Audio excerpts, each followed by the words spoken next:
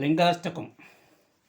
బ్రహ్మమురారిసురార్చితలింగం నిర్మలభాసితశోభితలింగం జన్మజదుఃఖవినాశకలింగం తత్ప్రణమామి సదా శివలింగం.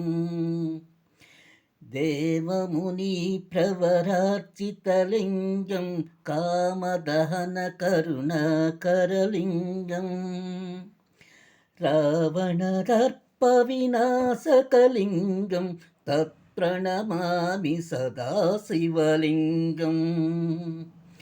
సర్వసుగంధసులేపితలింగం బుద్ధివివర్ధనకారణలింగం సిద్ధసురాసురవందితలింగం తత్ప్రణమామి సదా శివలింగం.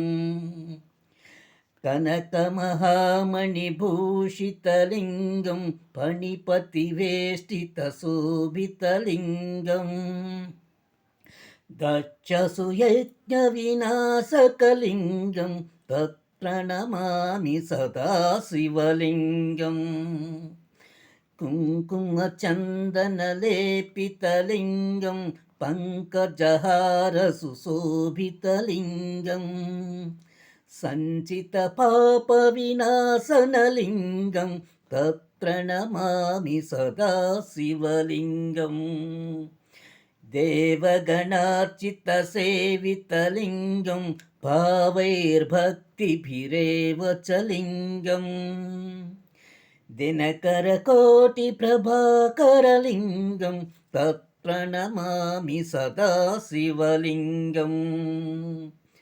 అష్టదళోపరివేష్టితలింగం సర్వసముద్భవకారణలింగం అష్టదరిద్రవినాశనలింగం తత్ప్రణమామి సదా శివలింగం.